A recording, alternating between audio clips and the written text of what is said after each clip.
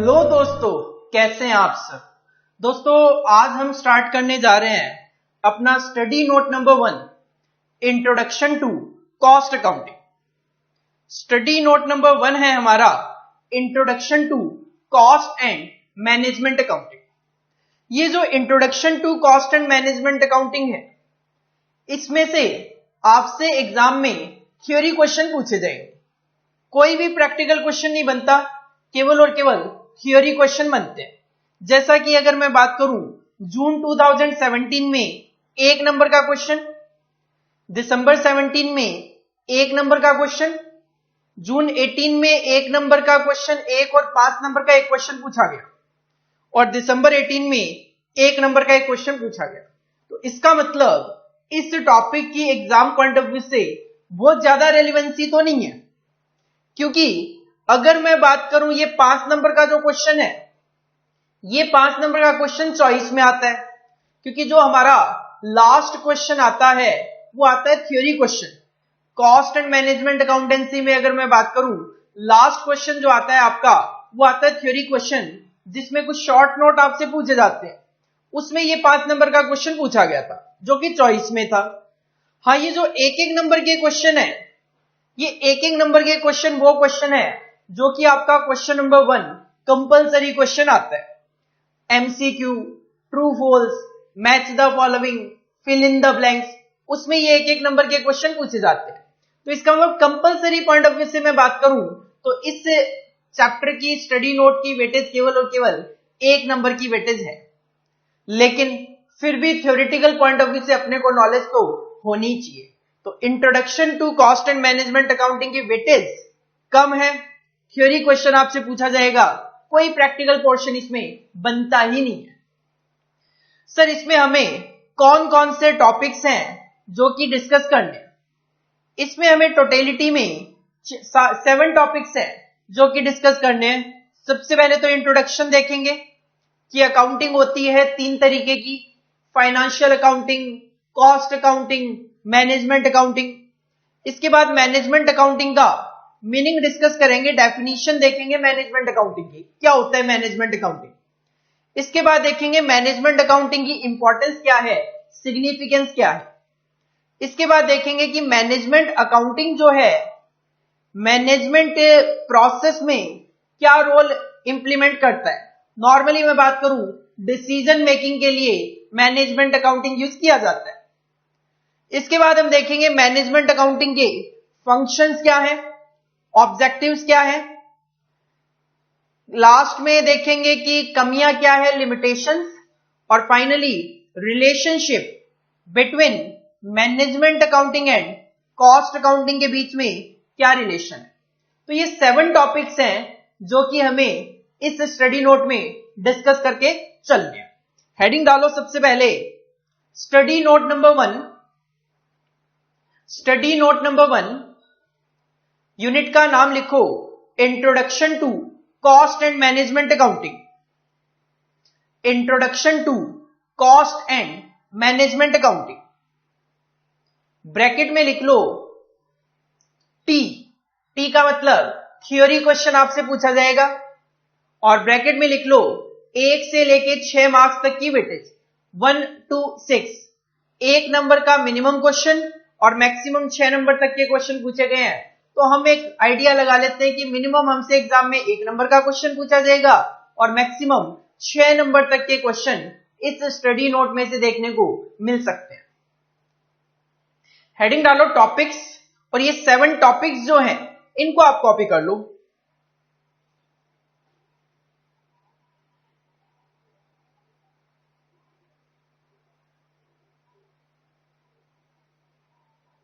और अकाउंटिंग में आपने देखा होगा कि अकाउंटिंग की 3 ब्रांचेज होती है। अकाउंटिंग जो है उसकी एक्चुअल में 3 ब्रांचेज होती है, क्या क्या। 1 is financial accounting, second 1 is cost accounting, and third 1 is management accounting. तो अकाउंटिंग की 3 ब्रांचेज होती है, 1 is financial accounting, second 1 is cost accounting, and third 1 is management accounting. Financial accounting 11th class से आप अप्लाई करते हो, profit and loss account बनाते हो, बैलेंस शीट बनाते हो।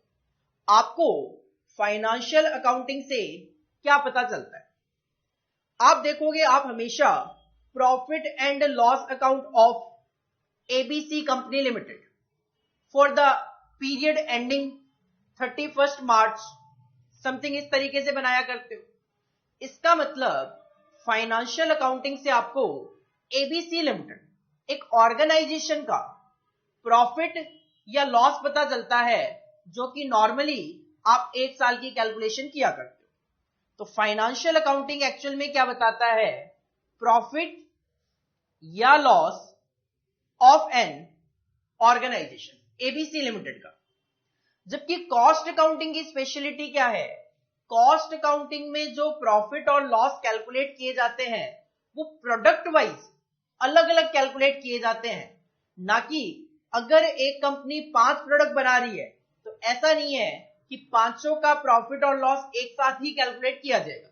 नहीं, जब आप फाइनेंशियल अकाउंटिंग की बात करते हो और profit and loss account of ABC limited बनाते हो, तो अगर कंपनी 5 प्रोडक्ट बना रही है तो प्रॉफिट एंड लॉस अकाउंट में आपको पांचों का अलग अलग प्रॉफिट या लॉस दिखाई नहीं देता, आपको वहां पे एक सिंगल प्रॉफिट या सिंगल लॉस दिखाई देता है कंपनी का। जबकि कॉस्ट अकाउंटिंग में to find out the cost हम अलग अलग कैलकुलेट करते हैं, प्रॉफिट भी अलग अलग कैलकुलेट करते हैं ऑफ ए प्रोडक्ट और service.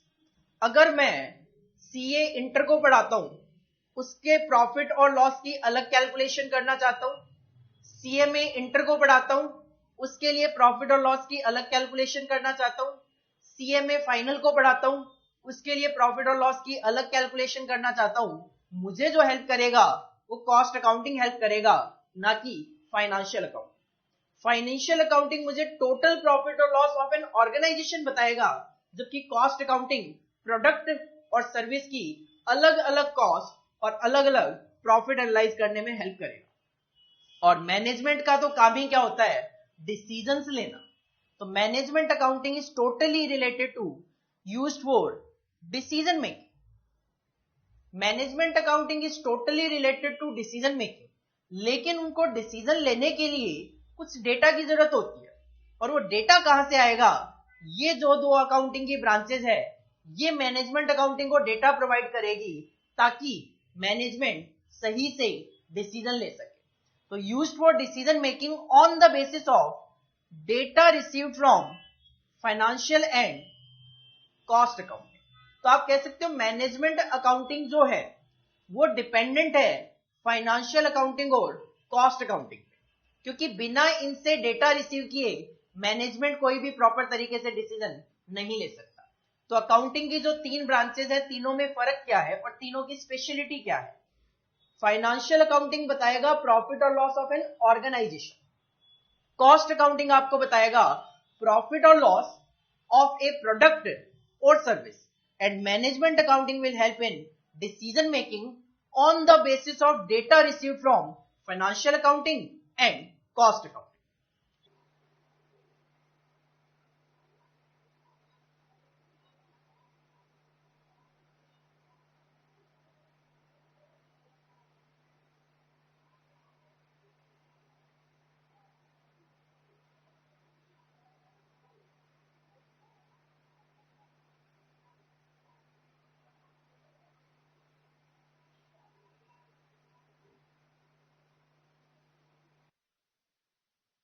Meaning of management accounting, it is the application of किसका, प्रिंसिपल्स हम अप्लाई करते हैं इसमें, किसके, अकाउंटिंग के। और जब आप अकाउंटिंग की बात करते हो तो इसके अंदर कॉस्ट अकाउंटिंग भी कवर है और इसके अंदर फाइनेंशियल अकाउंटिंग भी कवर्ड है। तो it is the application of principles of accounting, that is cost and financial accounting and financial management. किस लिए, to create, to protect and increase the value of stakeholder. Stakeholder की वैल्यू का मतलब simple सी बात यह है, जिन लोगों ने मेरे बिजनेस में पैसा लगाया हुआ है, शेयर होल्डर्स वगैरह ने जिन्होंने मेरे बिजनेस में पैसा लगाया हुआ है, तो उन्होंने जितना पैसा लगाया है उसकी वैल्यू को इंक्रीज करना, उसकी वैल्यू को इंक्रीज करना। और सिंपल सी बात है, जब शेयर होल्डर्स की वैल्यू इंक्रीज होती है तो सिंपल सी बात है बिजनेस की वैल्यू भी इंक्रीज होती है। अगर एक इन्वेस्टर ने एक शेयर मार्केट से 10 रुपए का खरीदा और अगर उस शेयर का प्राइस 50 रुपए हो गए तो कहीं ना कहीं होगा क्या, स्टेक होल्डर शेयर होल्डर की वैल्यू तो बढ़ी, साथ में बिजनेस की वैल्यू भी तो बढ़ गई होगी। 1 लाख इंटू 10 जो 10 लाख रुपए वैल्यू थी बिजनेस की पहले, अगर वो मार्केट में आज सेल के लिए जाती है कंपनी बिजनेस तो 1 लाख इंटू 50 लाख रुपए उस बिजनेस की वैल्यू मानी जाती है। It assist the management, management accounting क्या करता है, मैनेजमेंट को असिस्ट करता है by providing relevant information. Management accounting का काम क्या है, यहां से डेटा कलेक्ट करना, लेकिन सारा का सारा डेटा मैनेजमेंट के सामने प्रेजेंट करना नहीं, उसकी रिपोर्टिंग करना एक तरीके से, जो रेलिवेंट इंफॉर्मेशन होगी मैनेजमेंट के लिए वही केवल और केवल आगे फर्दर प्रोवाइड करना, ताकि उसके बेसिस पे मैनेजमेंट क्या कर सके, प्लानिंग कर सके, प्लानिंग के अकॉर्डिंगली ऑर्गेनाइज कर सके, देन उसको कंट्रोल कर सके और जो भी डिसीजन लेने हैं वो डिसीजन ले सके। तो management accounting is the application of principles of cost accounting, financial accounting and financial management to create, protect and increase the value of stakeholder. It assists the management for providing relevant information for planning, organizing, controlling, and decision making. This is the definition of management accounting.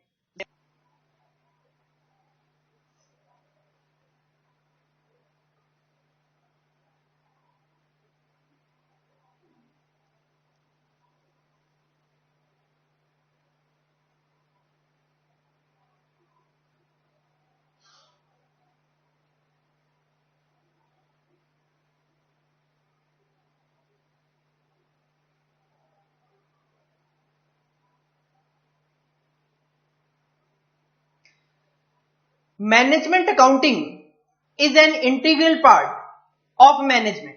Management accounting देखो management के लिए काफी help करता है। कैसे?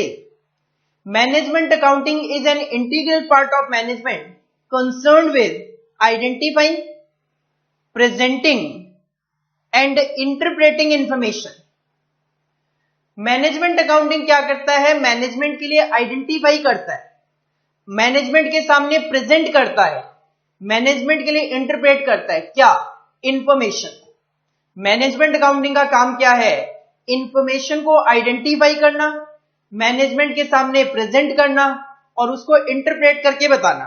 ऐसा क्यों किया जाता है, फॉर, ताकि मैनेजमेंट क्या कर सके, फॉर्मुलेटिंग स्ट्रेटेजी, ताकि मैनेजमेंट को अगर बिजनेस से रिलेटेड कोई भी स्ट्रेटेजी बनानी है तो वो स्ट्रेटेजी बना सके।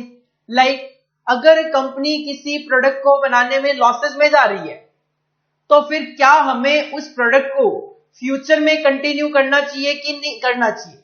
अब उसके लिए मैनेजमेंट को एक स्ट्रेटेजी बनानी पड़ेगी, कंटिन्यू करना है कि नहीं करना। या फिर कंपनी कुछ इस तरीके की स्ट्रेटेजी बना सकती है कि हम 2 साल और प्रोडक्शन कंटिन्यू करेंगे, अगर उन 2 सालों में भी लॉसेस दिखाई देंगे तो हम उसके बाद बंद कर देंगे। ये क्या है, एक स्ट्रेटेजी ही तो है। प्लानिंग एंड कंट्रोलिंग एक्टिविटीज, जो इंफॉर्मेशन मैनेजमेंट अकाउंटिंग मैनेजमेंट को प्रोवाइड करेगा उसके बेसिस पे मैनेजमेंट फ्यूचर के लिए प्लान करेंगे, और प्लानिंग करेंगे तो ऑफकोर्स उस एक्टिविटीज को कंट्रोल भी करके चलेंगे। ऑफकोर्स डिसीजन मेकिंग में तो हेल्प करेगा ही। अब डिसीजन मेकिंग जो वर्ड है वो काफी ब्रॉड है, क्योंकि डिसीजन मेकिंग किसी भी काम से रिलेटेड हो सकती है। भाई आप कहते हो कि मैं सीएमए कर रहा हूं या मैं सीएमए करूंगा। अब सीएमए करूंगा ये आपको एक डिसीजन लेना है कि करना है कि नहीं करना। इसी तरीके से ऑर्गेनाइजेशन भी बहुत सारे डिसीजन लेती है। ऑर्गेनाइजेशन फंड इन्वेस्ट करना चाहती है, पावर सेक्टर भी है, फार्मा सेक्टर भी है, स्टील सेक्टर भी है, कौन से सेक्टर में पैसा इन्वेस्ट करना है, डिसीजन मेकिंग के लिए हेल्प करेगी इंफॉर्मेशन। ऑप्टिमाइजिंग मतलब best utilization, optimizing the use of resources, जो भी कंपनी के पास रिसोर्सेज अवेलेबल हैं उनका कंपनी बेस्ट तरीके से यूटिलाइजेशन करने की कोशिश करेगी ताकि output maximum to maximum generate हो, कंपनी ज्यादा से ज्यादा प्रॉफिट अर्न कर सके। इसके अलावा disclosure to shareholders and other external to the entity, अगर जो इंफॉर्मेशन मैनेजमेंट के सामने रखी जाएगी वो शेयर होल्डर या किसी अदर एक्सटर्नल पार्टी के लिए रेलिवेंट होगी, क्रेडिटर्स वगैरह के लिए, बैंक वगैरह के लिए जिनसे आपने लोन ले रखे हैं, तो वो इंफॉर्मेशन उनको डिस्क्लोज भी की जाएगी, शेयर होल्डर्स को इंफॉर्मेशन डिस्क्लोज की जाएगी। अगर एम्प्लॉइज से रिलेटेड इंफॉर्मेशन है तो एम्प्लॉइज को इंफॉर्मेशन डिस्क्लोज की जाएगी। और सेफ गार्डिंग एसेट्स, अपनी एसेट्स को किस तरीके से सेफ मेंटेन किया जाए उसके लिए भी इंफॉर्मेशन प्रोवाइड हो सकती है। Management accounting is also defined as a type of accounting which measures, reports and analyse non financial and financial information to help in decision making. तो ये जो इंफॉर्मेशन मैनेजमेंट अकाउंटिंग मैनेजमेंट को provide करवाएंगे, ये financial information भी हो सकती है और ये नॉन फाइनेंशियल इंफॉर्मेशन भी हो सकती है। Financial information like earning per share क्या है, कंपनी ने क्या प्रॉफिट कमाया। नॉन फाइनेंशियल इंफॉर्मेशन से रिलेटेड कितने इंप्लॉइज हमें हायर करने हैं फ्यूचर के लिए क्या प्लानिंग आप करके चल रहे हो, ये सारी क्या है, नॉन फाइनेंशियल इंफॉर्मेशन हो सकती है। तो मैनेजमेंट अकाउंटिंग अगर बात करें तो मैनेजमेंट अकाउंटिंग मैनेजमेंट को इंफॉर्मेशन प्रोवाइड कराता है ताकि मैनेजमेंट स्ट्रेटेजी फॉर्मुलेट कर सके, ताकि management planning and controlling activities कर सके, ताकि मैनेजमेंट डिसीजन ले सके, ताकि मैनेजमेंट अपने रिसोर्सेज का बेस्ट यूटिलाइजेशन कर सके, ताकि मैनेजमेंट रेलिवेंट इंफॉर्मेशन डिस्क्लोज कर सके शेयर होल्डर्स को, एक्सटर्नल पार्टीज को, एम्प्लॉइज को, और अपनी एसेट को सेव कर सके। एसेट को सेव करने का मतलब गलत डिसीजन ना हो जिसकी वजह से हमारी एसेट बर्बाद हो जाए। हम अपनी एसेट को सेव रखें, कुछ ऐसी इंफॉर्मेशन, ऐसे डिसीजन हमें लेने हैं, और वो जो डिसीजन है, वो जो इंफॉर्मेशन के बेसिस पे लिए जाएंगे, वो इंफॉर्मेशन फाइनेंशियल भी हो सकती है और वो इंफॉर्मेशन नॉन फाइनेंशियल भी हो सकती है। एक हेडिंग पुट करेंगे अकाउंटिंग, एक हेडिंग पुट करेंगे अकाउंटिंग, उससे 3 एरो बनाने आपको। फर्स्ट एरो में आप लिखोगे फाइनेंशियल अकाउंटिंग, सेकंड एरो में आप लिखोगे कॉस्ट अकाउंटिंग, और थर्ड एरो में आप लिखोगे मैनेजमेंट अकाउंटिंग। फाइनेंशियल अकाउंटिंग के नीचे फाइनेंशियल अकाउंटिंग की एक्सप्लेनेशन कॉपी करो, कॉस्ट अकाउंटिंग के नीचे कॉस्ट अकाउंटिंग की एक्सप्लेनेशन कॉपी करो, और मैनेजमेंट अकाउंटिंग के नीचे मैनेजमेंट अकाउंटिंग की एक्सप्लेनेशन कॉपी करो।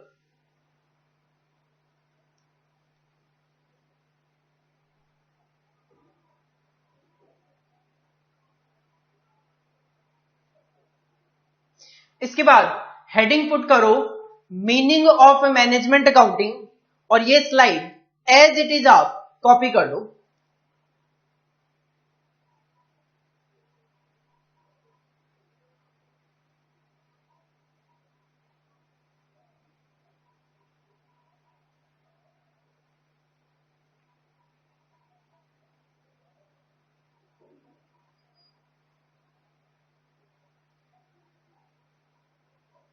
नेक्स्ट स्लाइड भी कॉपी करो।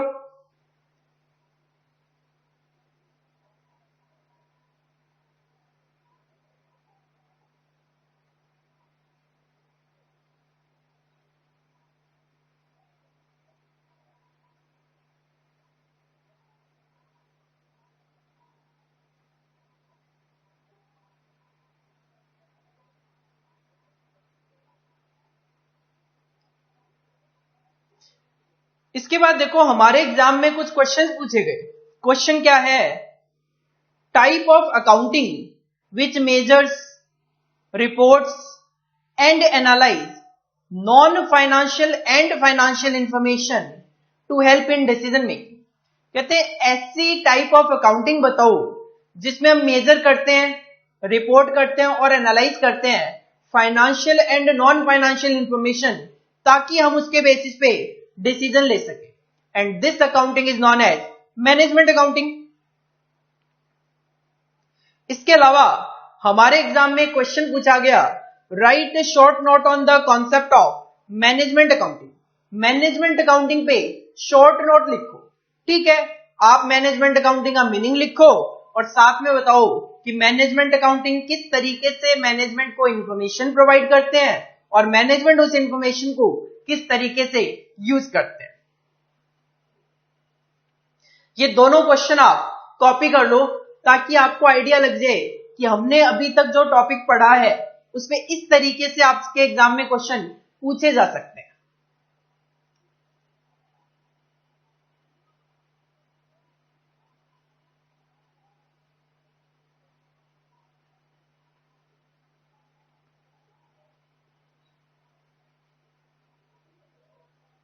इसके बाद नेक्स्ट टॉपिक आता है हमारा मैनेजमेंट अकाउंटिंग की सिग्निफिकेंस।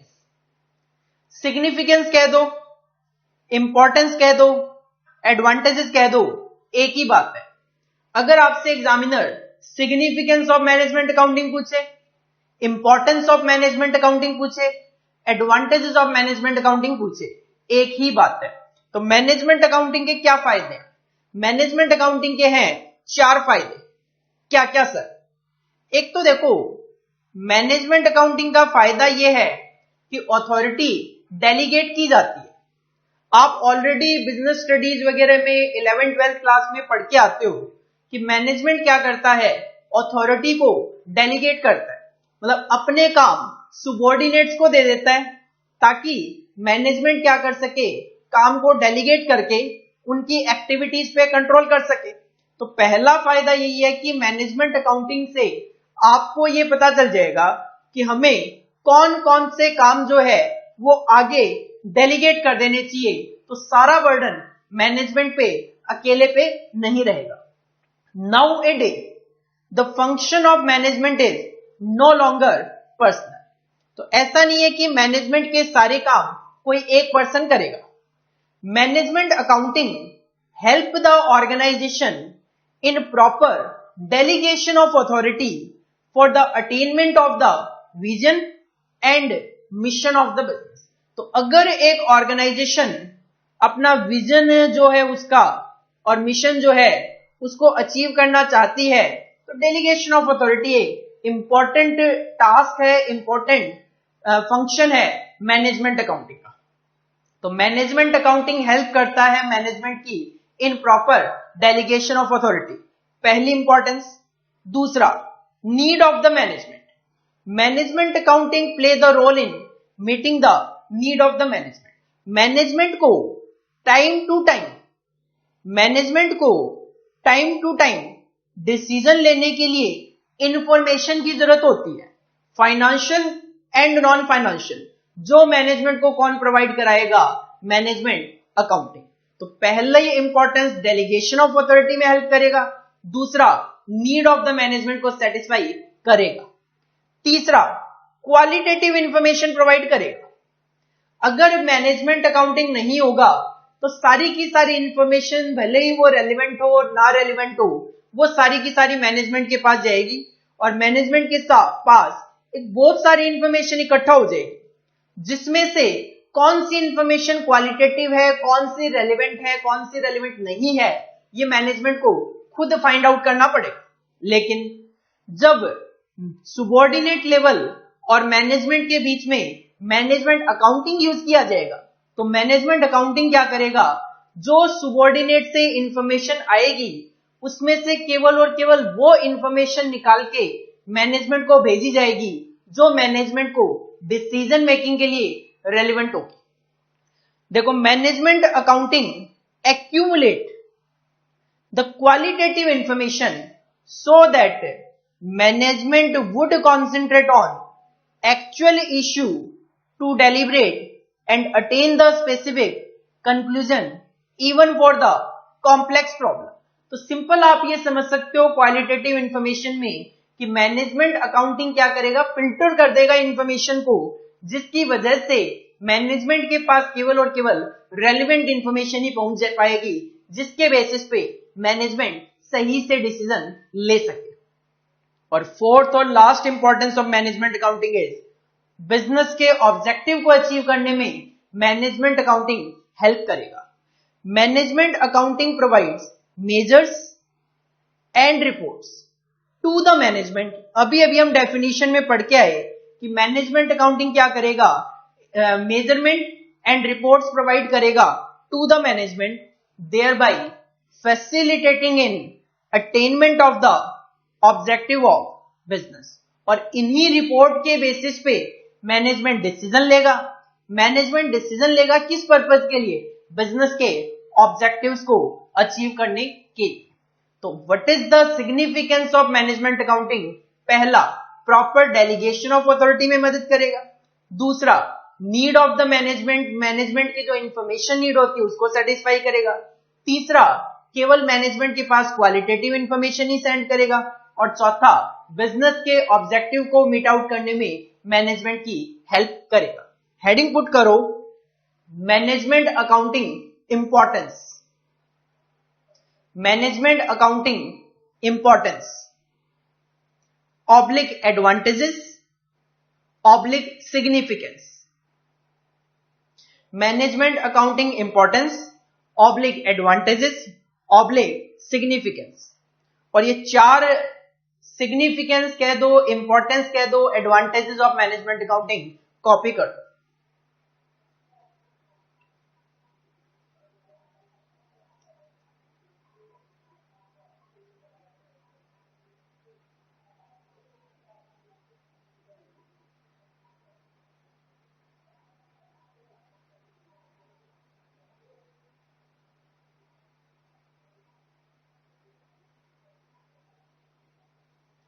इसके बाद नेक्स्ट टॉपिक है हमारा फंक्शंस ऑफ द मैनेजमेंट, कि जो मैनेजमेंट है उनको क्या क्या फंक्शन करने हैं ताकि मैनेजमेंट ऑर्गेनाइजेशन बिजनेस का जो ऑब्जेक्टिव है उसको अचीव कर सके।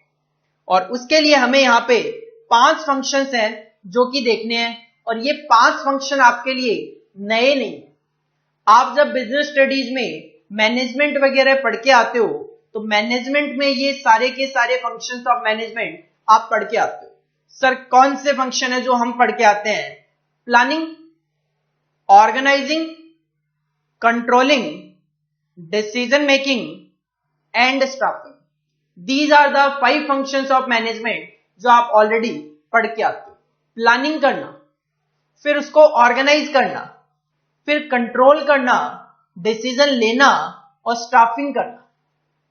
Planning, planning is the real beginning of any activity. देखो अगर मैनेजमेंट को कुछ भी करना है तो सबसे पहले वो करते हैं planning. Planning establishes the objective of the firm. जब प्लानिंग की जाती है तो उसमें सबसे पहले ये देखा जाता है कि फर्म का ऑब्जेक्टिव क्या है, मतलब क्या अचीव करने के लिए हम प्लानिंग कर रहे हैं, and decide the course of action to achieve it. और जो ऑब्जेक्टिव है उसको अचीव करने के लिए क्या करेंगे, this is the planning. Simple सी बात है, आप सीएमए इंटर के पेपर देने वाले हो। अब सीएमए इंटर के जो आप पेपर देने वाले हो उसके लिए आप प्लानिंग करते हो कि नहीं करते? बिल्कुल करते हो कि कॉस्ट की क्लास में पंकज सर से ले लूंगा। इसी तरीके से आप डिसाइड करते हो जीएसटी की क्लास में इन टीचर से ले लूंगा, ओएम एसएम की क्लास में इन टीचर से लूंगा, या मैं ओएम एसएम खुद सेल्फ स्टडी कर लूंगा, एडवांस्ड अकाउंटिंग में इनसे पढ़ूंगा। तो इससे क्या होता है, आप जब प्लानिंग कर लेते हो तो ये प्लानिंग आपने क्यों करी है? अपने ऑब्जेक्टिव को अचीव करने के लिए। हाँ, मुझे सीएमए इंटर फर्स्ट अटेम्प्ट में क्लियर करना है। सेकंड, अब प्लानिंग तो हो गई, उसके लिए ऑर्गेनाइज भी तो करना पड़ेगा, ऑर्गेनाइजिंग भी करनी पड़ेगी। ऑर्गेनाइजिंग क्या है?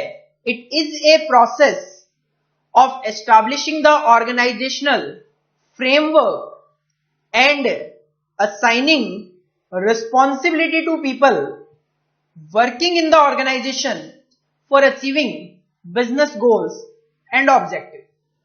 अब मैनेजमेंट ने प्लानिंग कर ली, आपने प्लानिंग कर ली कि भाई इन टीचर से क्लास लेनी है। अब उसको ऑर्गेनाइज भी तो करोगे, हर एक टीचर से कांटेक्ट करोगे, और कांटेक्ट करके आप क्या करोगे, हम पे रिस्पॉन्सिबिलिटी डाल दोगे, सर आपको इतने टाइम में मुझे कोर्स खत्म करवा देना है और मुझे पास करवाना है सर किसी भी तरीके से। ऑर्गेनाइजेशन में क्या होगा, मैनेजमेंट जो भी प्लानिंग करेगा, जो भी काम यहां पे डिसाइड होंगे, उसको डेलीगेट कर देगा सुबॉर्डिनेट्स में। The organizational structure may not be the same in all organization. Some may have centralized while others may be decentralized structure. अब ऑर्गेनाइजेशन का स्ट्रक्चर जो है वो कुछ ऑर्गेनाइजेशन में सेंट्रलाइज्ड होता है, मतलब एक ही जगह से सारे काम किए जाते हैं। कुछ में डिसेंट्रलाइजेशन होता है, कुछ काम एक ब्रांच में होगा, दूसरा काम किसी दूसरे ब्रांच में होगा। तो ऑर्गेनाइजिंग करना भी जरूरी है। प्लानिंग हो गई, उसको ऑर्गेनाइज कर दिया, एक तरीके से डेलीगेशन ऑफ अथॉरिटी हो गया। अब काम अगर डेलीगेट किया गया है तो जिनको भी काम दिया गया है उन पे कंट्रोल करना भी जरूरी है। तो third function of management is controlling. Control क्या है, control is the process of monitor करना, मेजरमेंट करना, काम को इवेल्युएट करना, और अगर कहीं गलती है तो उसको करेक्ट करना, एक्चुअल रिजल्ट टू इंश्योर, ताकि फॉर्म के जो गोल्स और प्लान्स हैं उनको अचीव किया जा सके। Control is achieve through the process of feedback, और टाइम टू टाइम इसके लिए फीडबैक जरूरी है। फीडबैक का मतलब इवेल्युएट करना जरूरी है कि जो काम चल रहा है वो सीक्वेंशियली प्रॉपर तरीके से चल रहा है या फिर नहीं चल रहा। तो सबसे पहले प्लानिंग हुई, देन काम को एक तरीके से ऑर्गेनाइज किया गया, डेलीगेट किया गया सुबॉर्डिनेट्स को, देन हम कंट्रोल करके चल रहे हैं, काम को इवेल्युएट कर रहे हैं time to time. Decision making, decision making is a process of choosing among competing alternative. Decision making क्या है, जब हमारे सामने काफी सारे ऑल्टरनेटिव अवेलेबल होते हैं। लाइक आपको पैसा इन्वेस्ट करना है, 100 करोड़ रुपीज आप इन्वेस्ट करना चाहते हो, लेकिन या तो पावर सेक्टर में या फार्मा सेक्टर में, तो दो में से आपको एक ऑल्टरनेटिव सिलेक्ट करना है कि 100 करोड़ रुपीज पावर सेक्टर में इन्वेस्ट करूं कि फार्मा सेक्टर में। This is the decision making. Decision making is inherent in all the above 3 functions. Planning में भी डिसीजन लेने आपको क्या काम करना है, ऑर्गेनाइजिंग में भी डिसीजन लेने हैं किसको कौन सा काम देना है, कंट्रोलिंग में भी डिसीजन लेने हैं कि क्या क्राइटेरिया है जिसके बेसिस पे मैं इवेल्युएशन करते हुए चलूं कि काम प्रॉपर बेसिस पे चल रहा है या फिर नहीं चल रहा। All the above 3 functions of management, सब में डिसीजन मेकिंग का पार्ट कवर्ड है, चाहे वो प्लानिंग हो, ऑर्गेनाइजिंग हो, कंट्रोलिंग हो। और फाइनली स्टाफिंग। स्टाफिंग क्या है, अगर आपको काम को करने के लिए स्टाफ हायर करना पड़ेगा तो उनकी रिक्रूटमेंट करो, सिलेक्शन करो। तो staffing is the process of recruitment, selection, development, training दो उनको, compensation and overseeing employ in an organization. Staffing, like all other managerial function, is the duty which is based on the management to perform. Staffing का काम भी किसको करना है, management को ही करना है। एचआर मैनेजर आप सबने सुने, एचआर मैनेजर का काम ही क्या होता है, रिक्रूटमेंट करना, सिलेक्शन करना ऑफ द एम्प्लॉइज। तो वो भी तो मैनेजमेंट का ही पार्ट तो है। तो what are the functions of management, sir 5 functions है। सबसे पहले planning, then organizing, then controlling, decision making and staffing. These are the 5 functions of management. Question exam में आ सकता है, what are the functions of management, 5 number की उसकी weightage हो सकती है। हेडिंग पुट करो मैनेजमेंट फंक्शंस, हेडिंग पुट करो फंक्शंस ऑफ द मैनेजमेंट या फिर मैनेजमेंट फंक्शंस।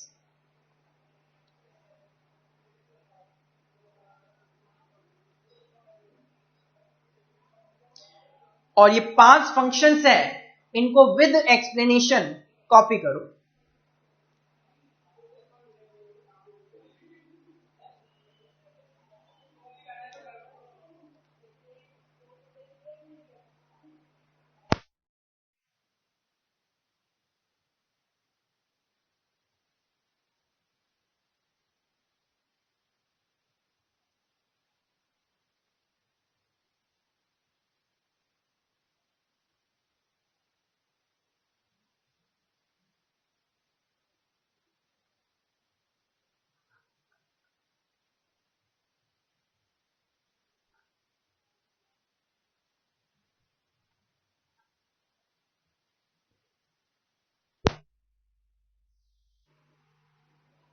इसके बाद देखो कुछ क्वेश्चंस हैं जो कि हमें पता होना चाहिए relating to functions of management. पहला question, which statement best describe the role of management accountant. Management accountant के रोल को कौन सा स्टेटमेंट है जो कि यहां पे बेस्ट डिस्क्राइब करता है। पहला, management accountant prepare the financial statement for an organization. Of course नहीं, क्योंकि मैनेजमेंट अकाउंटेंट का काम फाइनेंशियल स्टेटमेंट बनाना नहीं है, वो तो फाइनेंशियल अकाउंटिंग का काम है। ए तो नहीं होगा। B, management accountant facilitate the decision making process with in an organisation. Management accountant जो है वो ऑर्गेनाइजेशन में डिसीजन मेकिंग में हेल्प करता है। C, management accountant make the principal decision with in an organisation. Management accountant organisation में decision लेता है। और D, management accountant are basically information collector, कि मैनेजमेंट अकाउंटेंट इंफॉर्मेशन कलेक्ट करता है। देखो बी, सी और डी आपको कंफ्यूज कर सकते हैं, लेकिन थोड़ा सा वर्ड पे कॉन्सेंट्रेट करना कि ये मैनेजमेंट अकाउंटिंग नहीं है, ये मैनेजमेंट अकाउंटेंट है। मैनेजमेंट अकाउंटिंग का काम होता है to facilitate the decision making. Decision making में हेल्प करना of the management is the function of management accounting. तो ये मैनेजमेंट अकाउंटिंग नहीं, अकाउंटेंट पूछ रहा है। मैनेजमेंट अकाउंटिंग का काम है इंफॉर्मेशन कलेक्ट करना, मैनेजमेंट अकाउंटेंट का काम तो है डिसीजन लेना। तो management accountant make the principal decision with in an organization. Your answer will be C. इसी तरीके से दिसंबर 2018 में आपके एग्जाम में क्वेश्चन पूछा गया, the well known basic function of management is motivating is not a function, leadership is not a function, decision making is a function and communicating is not a function of management accounting. तो management accounting का function क्या है? Decision making में facilitation करना। ये दो question है, इनको भी आप कॉपी कर लो।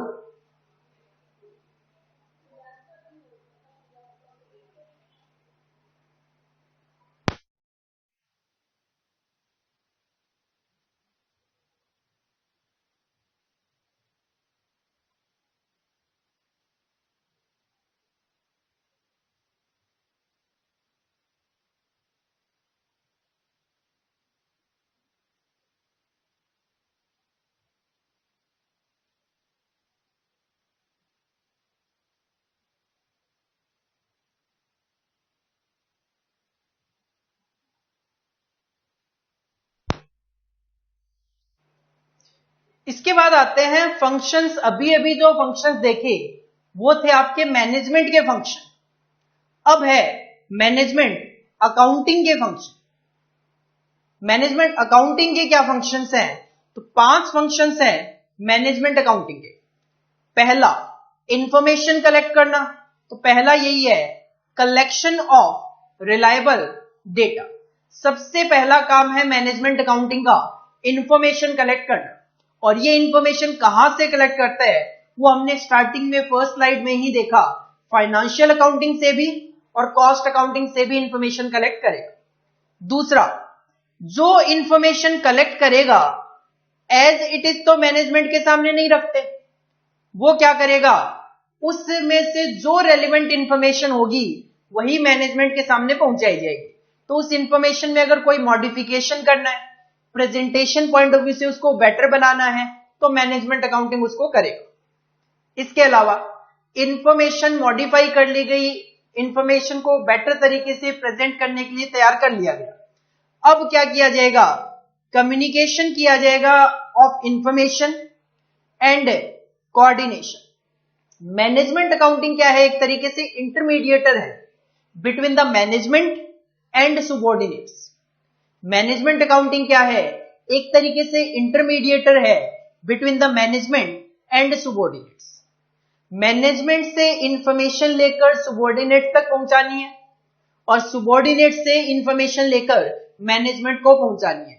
तो जो इंफॉर्मेशन कम्युनिकेशन का काम है और जो मैनेजमेंट और सुबॉर्डिनेट के बीच कोऑर्डिनेशन का काम है वो भी मैनेजमेंट अकाउंटिंग को ही करना पड़ेगा। इसके अलावा जो भी इंफॉर्मेशन उनके पास आएगी फाइनेंशियली, उन इंफॉर्मेशन को एनालाइज किया जाएगा और उन इंफॉर्मेशन को इंटरप्रेट किया जाएगा, और फाइनली जो भी एक्टिविटीज है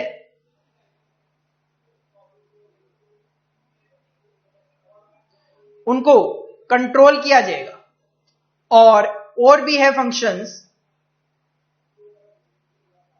फंक्शंस और भी लिखे हुए नीचे। इसके अलावा supplying information to various level of management, जो इंफॉर्मेशन जिस मैनेजर को जरूरत होगी वो इंफॉर्मेशन उस तक पहुंचाई जाएगी। लाइक परचेज मैनेजर जानना चाहता है what should be the standard price. Purchase manager जानना चाहता है स्टैंडर्ड प्राइस क्या है, मार्केट से जब मटेरियल परचेज करना है किस प्राइस पे परचेज करना है। प्रोडक्शन मैनेजर जानना चाहता है स्टैंडर्ड क्वांटिटी, कि जब मैं प्रोडक्शन करूं एक यूनिट को बनाने के लिए कितना रॉ मटेरियल यूज होना चाहिए। ये इंफॉर्मेशन सप्लाई करेगा to the management by the management accounting. Of course finally reporting management को कौन करेगा, मैनेजमेंट अकाउंटिंग, क्योंकि मैनेजमेंट अकाउंटिंग की डेफिनेशन में आप पढ़ के आए reporting and measurement interpretation all are covered in management accounting definition. एक एक करके इनकी एक्सप्लेनेशन देखते हैं। सबसे पहला function of management accounting collection of reliable data. Management wants reliable data, क्यों? ताकि मैनेजमेंट कर सके planning, forecasting and decision making. अगर डेटा ही गलत होगा तो प्लानिंग भी गलत होगी, फॉरकास्टिंग भी गलत होगी, डिसीजन भी गलत होंगे। तो मैनेजमेंट चाहता है कि उनके पास रिलायबल डेटा पहुंचे, सही इंफॉर्मेशन पहुंचे। Management accounting collect the data from various sources, financial accounting, cost accounting, and store the information for appropriate use as and when needed. तो मैनेजमेंट अकाउंटिंग क्या करता है, इंफॉर्मेशन को स्टोर करता रहता है, और जब मैनेजमेंट को इंफॉर्मेशन की जरूरत होगी तब वो इंफॉर्मेशन मैनेजमेंट को प्रोवाइड करवा दी जाएगी। तो पहला function of management accounting collection of reliable data, ताकि मैनेजमेंट प्लानिंग, फॉरकास्टिंग और डिसीजन मेकिंग भी सही कर सके। Second function of management accounting is modification and presentation of data. Data collected from financial statement and other sources is not readily understandable to the management. जो data like मैं कहूं financial accounting में journal entries है। अब अगर journal entries 1000 journal entries आप ले जाके मैनेजमेंट के सामने रखोगे तो उसका कोई फायदा नहीं है। The data is modified. तो मैनेजमेंट अकाउंटिंग क्या करता है, उस डेटा को मॉडिफाई करता है and presented to the management in such a way that it is useful to the management. Like पूरी की पूरी बैलेंस शीट मैनेजमेंट के सामने रखने का कोई फायदा नहीं है। बैलेंस शीट में जो अब नॉर्मल आइटम आपको दिख रहे हैं वो आप मैनेजमेंट के सामने रखो। लाइक मैनेजमेंट के सामने आप सिंपल ये रखो, अर्निंग पर शेयर कितना है, नेट प्रॉफिट रेशियो कितना है, प्रीवियस ईयर का, करंट ईयर का। तो मैनेजमेंट देखते ही आइडिया लगा लेगा कि इस साल ऑर्गेनाइजेशन की क्या परफॉर्मेंस है और फ्यूचर में हमें क्या प्लानिंग, फॉरकास्टिंग और डिसीजन मेकिंग करनी चाहिए। पहला function of management accounting collection of reliable data. Second modification and presentation of data. Third communication and coordination. Targets are communicated to the different departments for their achievement. Planning हो गई, target set हो गए। अब जो target achieve करने हैं वो करने हैं सुबॉर्डिनेट्स के थ्रू। तो सुबॉर्डिनेट्स क्या है, अलग अलग department, purchase department, production department, HR department, logistic department, maintenance department.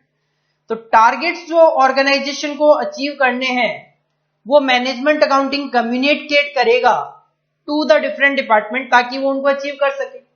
And coordination among the different departments. अब मटेरियल परचेज तो करना है परचेज डिपार्टमेंट को, लेकिन वो मटेरियल यूज करना है प्रोडक्शन डिपार्टमेंट को। तो कहीं ना कहीं प्रोडक्शन डिपार्टमेंट और परचेज डिपार्टमेंट के बीच में सही कोऑर्डिनेशन होना चाहिए, ताकि जब प्रोडक्शन के लिए मटेरियल की जरूरत हो तब वो मटेरियल अवेलेबल करवाया जा सके। तो coordination among different department is essential for the success of the organization. अगर एक डिपार्टमेंट अपना काम ठीक से करेगा, दूसरा नहीं करेगा, तो ऑर्गेनाइजेशन अपना टारगेट अचीव नहीं कर पाएगी। पहला function collection of reliable data, दूसरा function modification and presentation of data, तीसरा function communication and coordination between various department, fourth function है financial analysis and interpretation.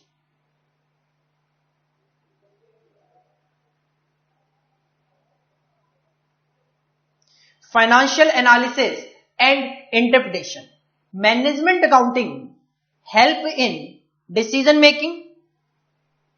He interprets the data and gives his opinion about various alternative courses of action. तो management accounting क्या करेगा?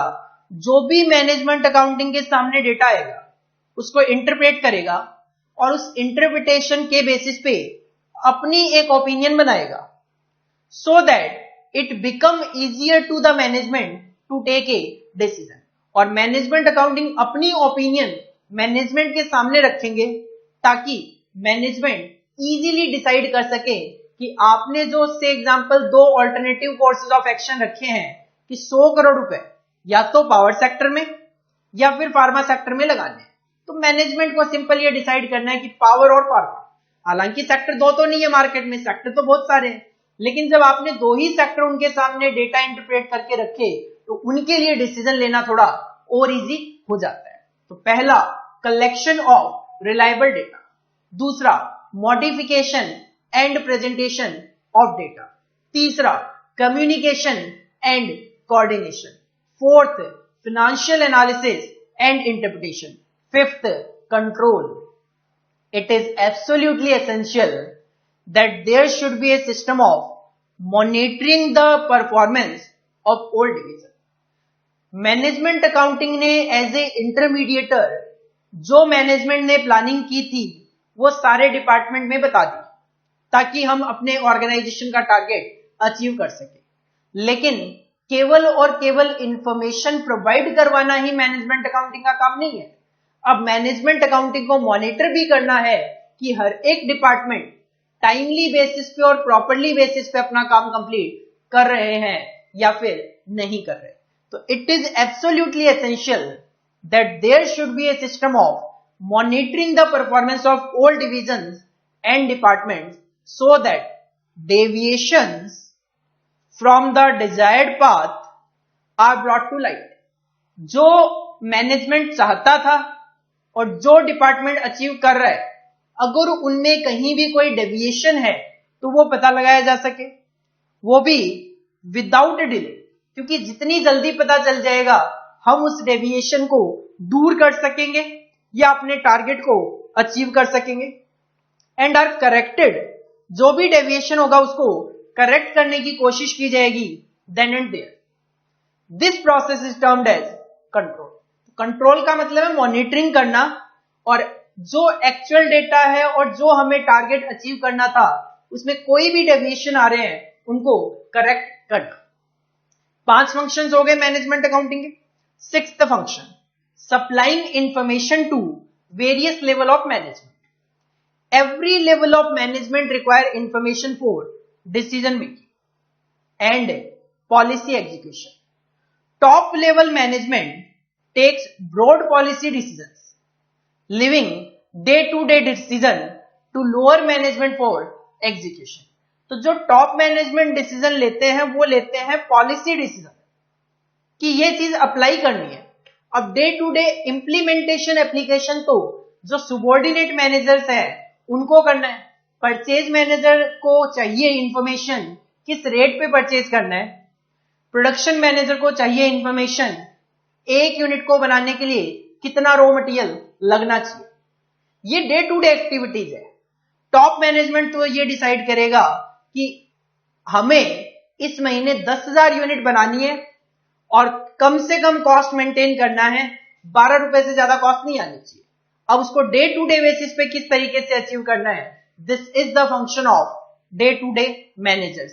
Purchase manager, production manager, इनकी responsibility होगी। और ये information supply कौन करेगा, मैनेजमेंट अकाउंटिंग इंफॉर्मेशन सप्लाई करेगा to the different type of managers. और फाइनली रिपोर्टिंग करेगा मैनेजमेंट को कि काम कैसा चल रहा है। Reporting is an important function of management accounting to achieve the target. The reports are presented in the form of graphical forms में हो सकती है, डायग्राम फॉर्म में हो सकती है, अदर कोई स्टेटिस्टिकल इंफॉर्मेशन हो सकती है, so as to make them easily understandable. Graphical format हो गए, डायग्राम फॉर्मेट हो गए, कोई टेबल फॉर्मेट वगैरह शो कर दो ताकि मैनेजमेंट इंफॉर्मेशन को, रिपोर्ट को इजीली अंडरस्टैंड कर सके। What are the functions of management accounting, collection of reliable data. लेकिन सीधी की साधा डेटा ले जाके मैनेजमेंट के सामने तो नहीं रख सकते, तो modification and presentation of data, communication and coordination, financial analysis and interpretation, controlling the activities, supplying information to various departments and finally reporting to the management. Heading put करो, फंक्शंस ऑफ मैनेजमेंट अकाउंटिंग। सबसे पहले ये 4 function copy करो, collection of reliable data, modification and presentation of data, communication and coordination, and financial analysis and interpretation.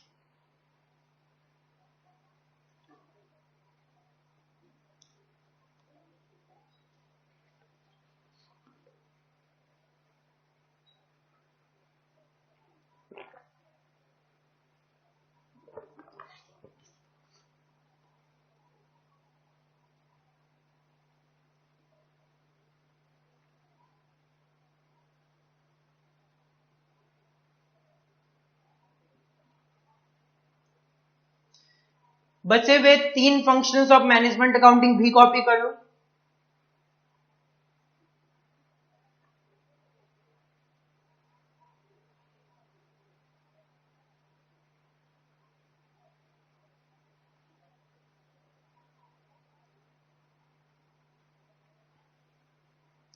इसके बाद next topic आता है हमारा limitations of management accounting. Management accounting की कुछ लिमिटेशंस हैं, कुछ कमियां हैं। सर वो क्या कमियां हैं?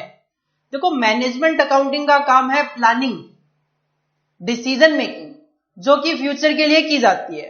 तो एक्यूरेसी इज नॉट इंश्योर्ड, क्योंकि फ्यूचर को कभी भी बिल्कुल सही तरीके से एस्टिमेट नहीं किया जा सकता।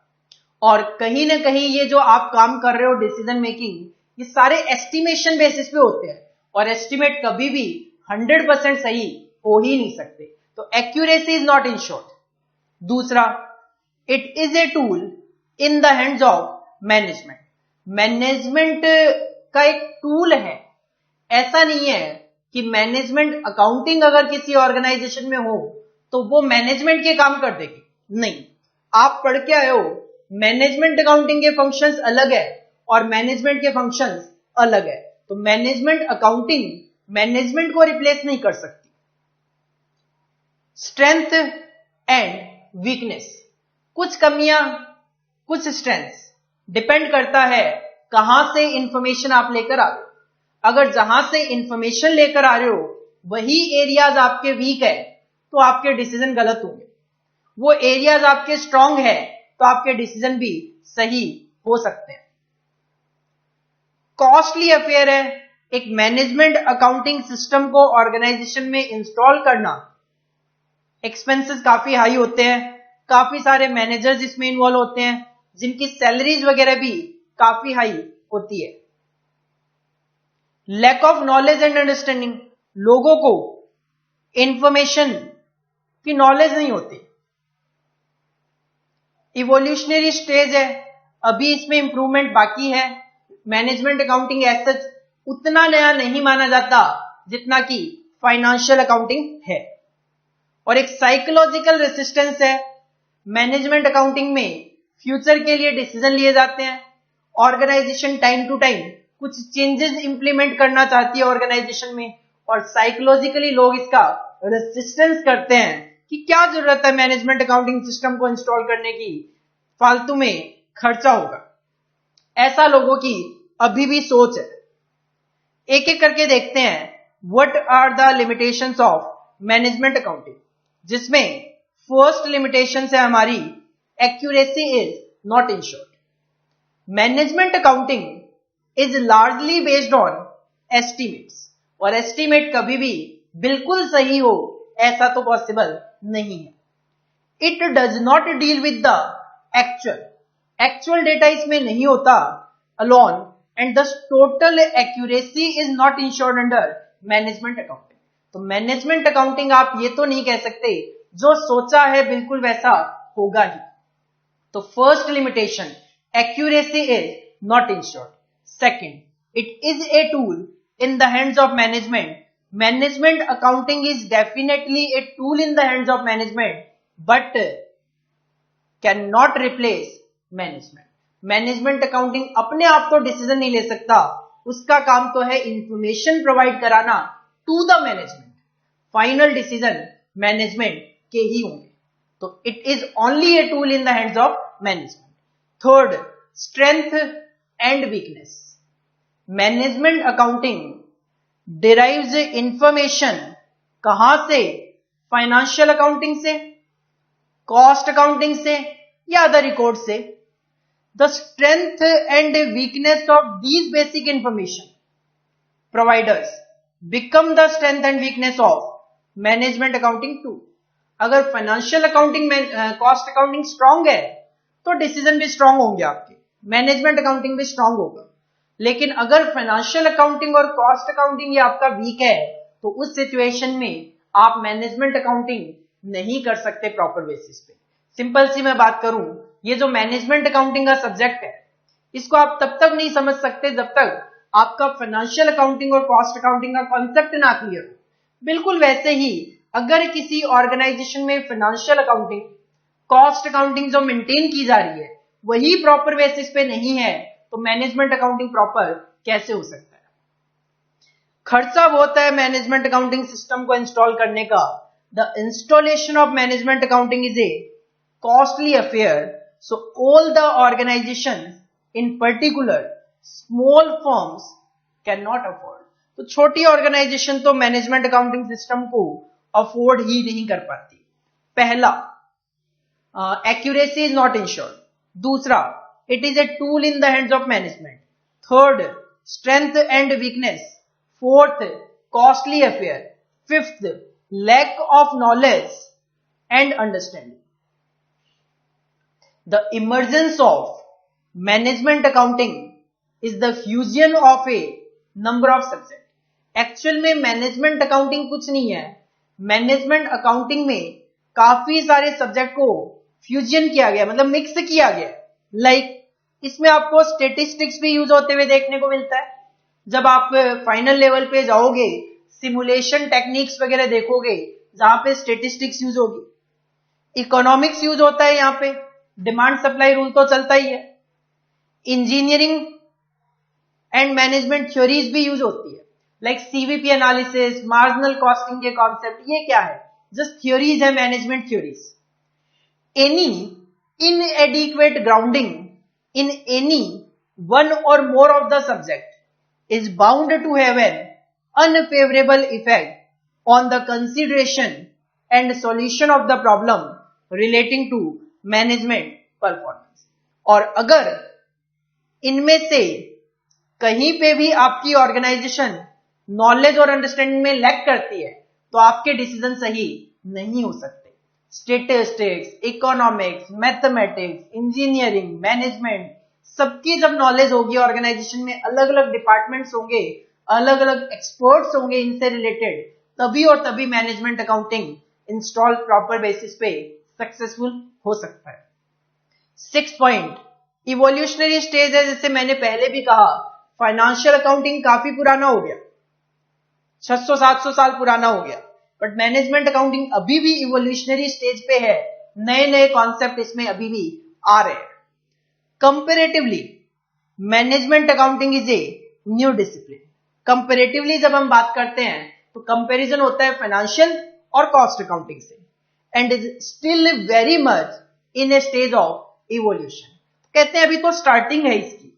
Therefore, it comes across the same difficulties or obstacle which a relatively new discipline has to face। तो नया जो भी सब्जेक्ट आता है, नया जो भी डिसिप्लिन आता है, उसको जो प्रॉब्लम फेस करनी पड़ती है वो मैनेजमेंट अकाउंटिंग को भी फेस करनी पड़ती है।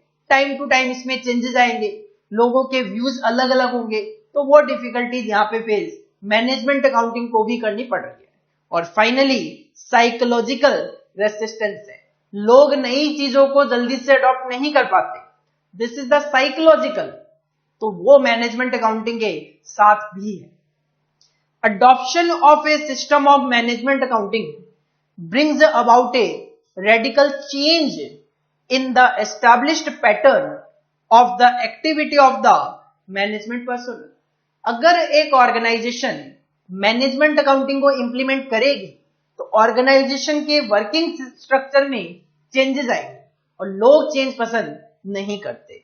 It calls for rearrangement of personal as well as their activities. तो अगर आप मैनेजमेंट अकाउंटिंग अप्लाई करोगे तो स्टाफिंग में चेंज करना पड़ेगा आपको, उनकी एक्टिविटीज में चेंज करना पड़ेगा, और जो स्टाफ है एक्टिविटीज में चेंज है, ये एक ऑर्गेनाइजेशन चेंजेस लाने में हिचकिचाती है। तो this is nothing, this is the psychological resistance. तो what are the limitations of management accounting? पहला point, accuracy is not insured, क्योंकि डेटा एस्टिमेट बेसिस पे है। It is only a tool in the hands of management, management को replace आप नहीं कर सकते। It is dependent upon financial accounting and cost accounting, तो उन्हीं की स्ट्रेंथ और वीकनेस के बेसिस पे मैनेजमेंट अकाउंटिंग की स्ट्रेंथ और वीकनेस पे डिपेंड करती है। कॉस्टली है क्योंकि हर एक डिपार्टमेंट में एक्सपर्ट्स वगैरह की जरूरत होती है। Lack of knowledge and understanding, statistics, mathematical, economics, engineering, management, इन सारे सब्जेक्ट की नॉलेज होनी चाहिए, जिनकी लैक रहती है, लैक ऑफ नॉलेज रहती है। इवोल्यूशनरी स्टेज है, स्टार्टिंग फेज है, काफी सारी डिफिकल्टीज फेस करनी पड़ रही है, और साइकोलॉजिकल रेसिस्टेंस है, लोग नयापन अडॉप्ट नहीं करना चाहते। हेडिंग पुट करो, limitations of management accounting. Heading put करो, limitations of management accounting.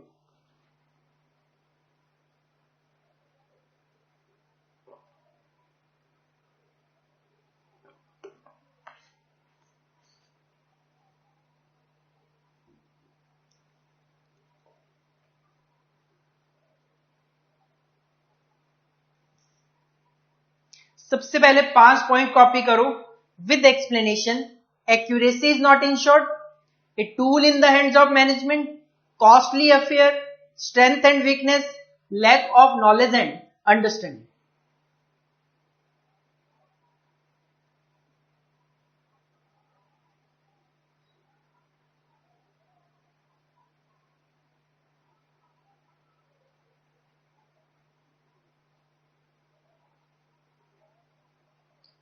Next evolutionary stage, and last psychological resistance. ये भी कॉपी कर लो।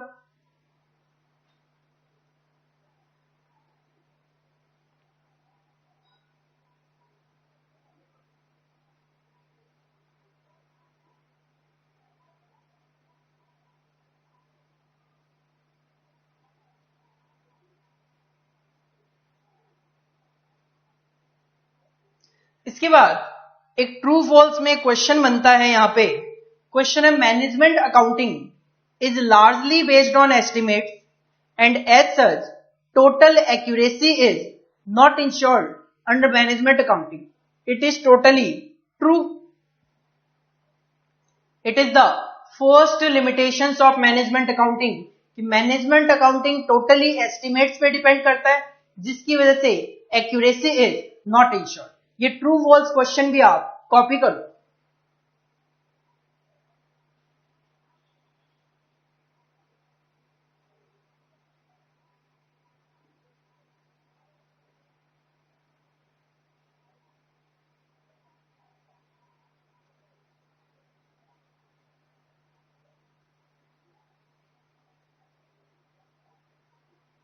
देखो जो कॉस्ट अकाउंटिंग है, कॉस्ट अकाउंटिंग का मेन टारगेट है कॉस्ट और प्रॉफिट की कैलकुलेशन करना।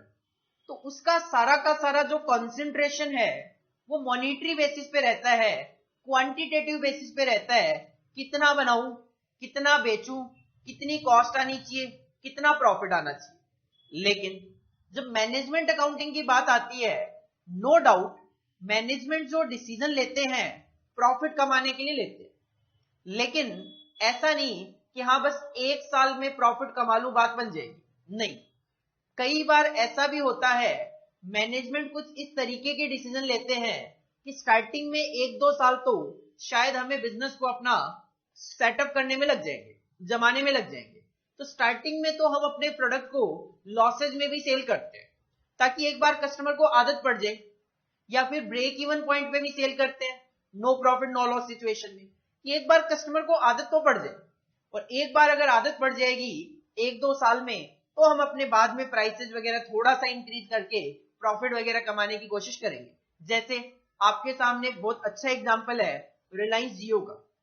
जियो ने स्टार्टिंग में क्या किया, फ्री लॉन्च किया, फ्री लॉन्च किया 6-8 महीनों तक। उसके बाद उन्होंने अपने प्राइसिंग प्लान वगैरह रखे, लेकिन आज भी बहुत लोग जियो यूज कर रहे हैं, लोगों को आदत पड़ गई जियो की, तो कहीं ना कहीं अब जियो अपना प्रॉफिट दिखाने लग गया। स्टार्टिंग में तो जियो के लॉसेज आते थे, लेकिन अब तो जियो के प्रॉफिट भी आने लग गए। तो पहला तो पॉइंट यही है, कॉस्ट अकाउंटिंग जो है वो केवल और केवल रिकॉर्ड करता है क्वांटिटेटिव एस्पेक्ट ओनली, कितना बनाया, कितनी कॉस्ट, कितना प्रॉफिट। जबकि मैनेजमेंट अकाउंटिंग जो है क्वांटिटेटिव एस्पेक्ट तो माइंड में रखता ही है, लेकिन ये क्वालिटेटिव एस्पेक्ट को भी रिकॉर्ड करते हुए चलता है। कस्टमर को क्वालिटी भी देनी पड़ेगी। कस्टमर को जब क्वालिटी दोगे तभी तो मार्केट में आपका नाम बनेगा। नाम बनेगा मतलब ब्रांड बनेगा, और ब्रांड बनेगा मतलब गुडविल बनेगी, और गुडविल को क्रिएट करना, प्रोटेक्ट करना और अपने बिजनेस की वैल्यू को बढ़ाना ही तो मैनेजमेंट अकाउंटिंग का पर्पस है। तो पहला डिफरेंस क्या बनता है, cost accounting records only quantitative aspect only, जबकि मैनेजमेंट अकाउंटिंग में qualitative and quantitative both aspect are considered. दूसरा पॉइंट, जो कॉस्ट अकाउंटिंग है, cost account focus attention on past और करंट।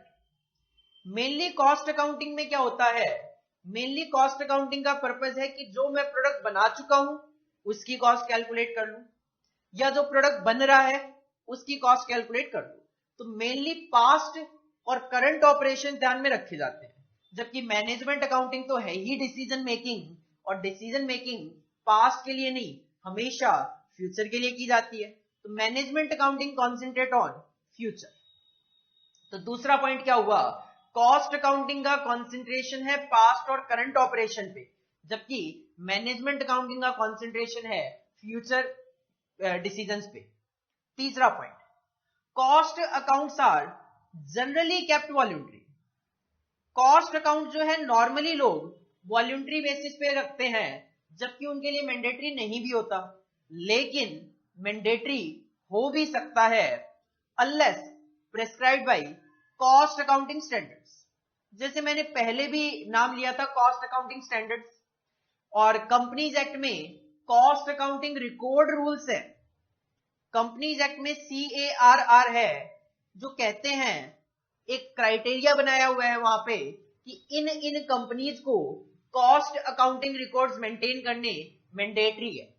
इसका मतलब कॉस्ट अकाउंटिंग रिकॉर्ड मैंडेटरी भी हो सकते हैं, वॉल्यूंटरीली भी हो सकते हैं, लेकिन maintenance of management accounting record जो है वो तो प्योरली वॉल्यूंटरी है। कंपनीज एक्ट या कोई भी एक्ट नहीं कहता कि मैनेजमेंट अकाउंटिंग आपको मेंटेन करते हुए चलना है। पहला point, cost accounting quantitative aspect को माइंड में रखता है, management accounting qualitative and quantitative aspect को माइंड में रखता है।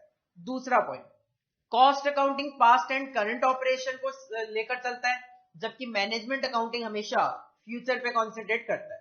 तीसरा point, cost accounting generally voluntarily रखे जाते हैं, but as per companies act cost accounting record rules ये मैंडेटरी हो सकते हैं, लेकिन मैनेजमेंट अकाउंटिंग तो मैंडेटरी हो ही नहीं सकता, that is purely voluntary. 3 point हो गए। चौथा point, cost accounting is more concern with short term planning. Cost accounting हमेशा शॉर्ट टर्म प्लानिंग करके चलता है। शॉर्ट टर्म में कॉस्ट कितनी आएगी, या 2 महीने, 4 महीने, 6 महीने, ज्यादा से ज्यादा 12 महीनों के लिए। लेकिन मैनेजमेंट अकाउंटिंग का तो पर्पज है गुडविल क्रिएट करना, और गुडविल शॉर्ट टर्म में क्रिएट करने के साथ साथ लॉन्ग टर्म को भी ध्यान में रखते हुए चलती है। भले ही 12 महीने प्रॉफिट ना भी कमाया जाए चलेगा, लेकिन फ्यूचर में 5-10 साल बाद अपना मार्केट में ब्रांड बन जाना चाहिए। तो management accounting is concern equally, short term को तो माइंड में ये लेके चलता ही है, 2 महीने 4 महीने के लिए तो प्लानिंग करेंगे ही करेंगे, लेकिन लॉन्ग रेंज प्लानिंग भी यहां पे की जाती है।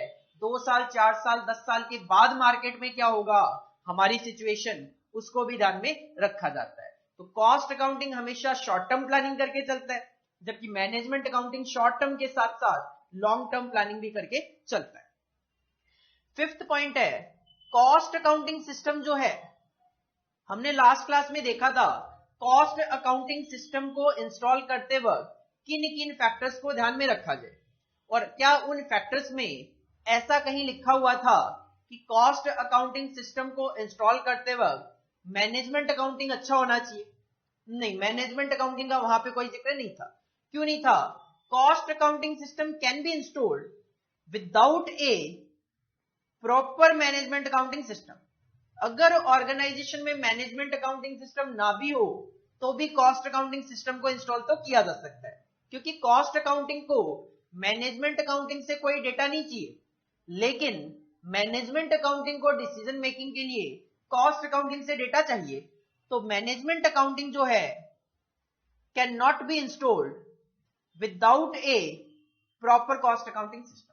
तो कॉस्ट अकाउंटिंग सिस्टम को इंस्टॉल करने के लिए प्रॉपर मैनेजमेंट अकाउंटिंग सिस्टम हो या ना हो चलेगा, लेकिन मैनेजमेंट अकाउंटिंग को तो डिसीजन मेकिंग के लिए कॉस्ट अकाउंटिंग सिस्टम की जरूरत पड़ेगी ही पड़ेगी। और लास्ट पॉइंट है, कॉस्ट अकाउंटिंग जो है इट एम्स, इसका मेन टारगेट है measuring the economic performance of cost centre. इसका मेन टारगेट है कॉस्ट सेंटर की परफॉर्मेंस को मेजर करना, कि परचेज मैनेजर की कॉस्ट 5 रुपए आनी चाहिए थी, कहीं ज्यादा तो नहीं आ गई, कम है, क्या कारण है, उसकी परफॉर्मेंस को मेजर करके चलता है।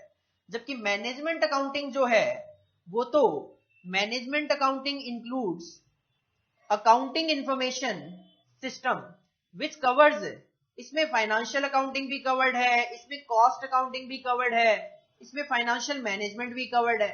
तो आप कह सकते हो कि कॉस्ट अकाउंटिंग का मेन कंसंट्रेशन तो कॉस्ट पे है, केवल कॉस्ट अकाउंटिंग इसमें कवर्ड है, जबकि मैनेजमेंट अकाउंटिंग में financial accounting, cost accounting, financial management, इन सबके प्रिंसिपल यूज किए जाते हैं।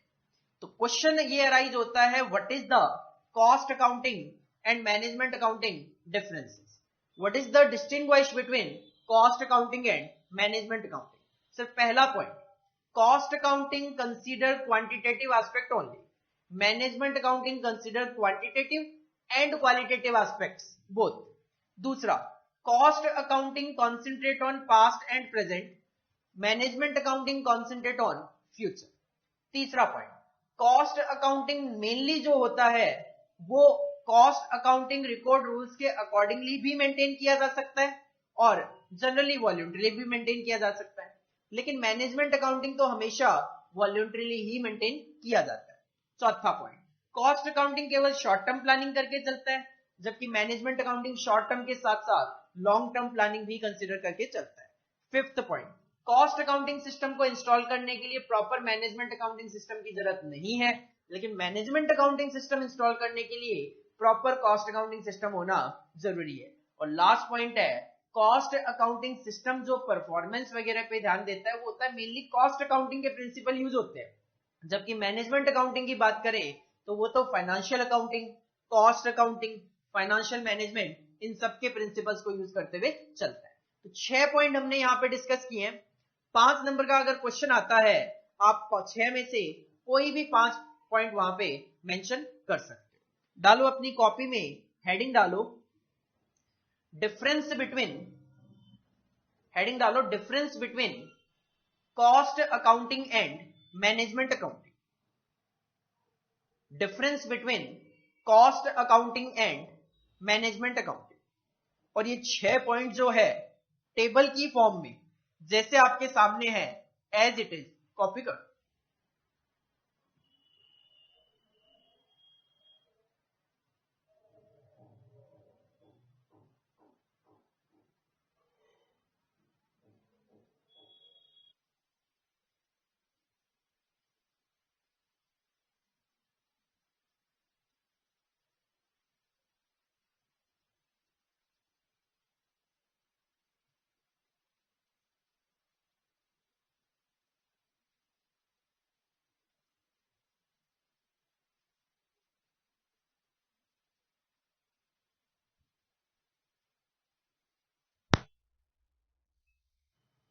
देखो, कॉस्ट अकाउंटिंग और मैनेजमेंट अकाउंटिंग में डिफरेंस देखने के बाद एक क्वेश्चन देखते हैं हम यहाँ पे।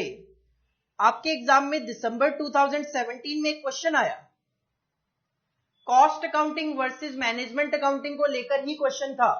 बट इस क्वेश्चन को यहाँ पे देखने के पीछे पर्पज ये है कि इस क्वेश्चन का आंसर किस तरीके से एग्जाम में लिखा जाए। क्वेश्चन क्या था, cost accounting and management accounting are interdependent. Question ने कहा कि कॉस्ट अकाउंटिंग और मैनेजमेंट अकाउंटिंग इंटरडिपेंडेंट है, एक दूसरे पे डिपेंडेंट है। कॉस्ट अकाउंटिंग की कोई रेलेवेंसी नहीं है अगर मैनेजमेंट अकाउंटिंग ना हो, और मैनेजमेंट अकाउंटिंग की कोई रेलेवेंसी नहीं है अगर कॉस्ट अकाउंटिंग ना हो।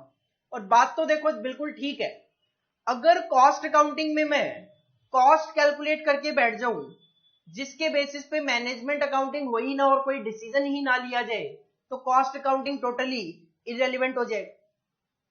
और अगर केवल मैनेजमेंट अकाउंटिंग हो बट उनके पास प्रॉपर इंफॉर्मेशन ही ना हो डिसीजन लेने के लिए जो कि कॉस्ट अकाउंटिंग से उनको मिलती है, तो फिर मैनेजमेंट अकाउंटिंग डिसीजन कैसे लेगा।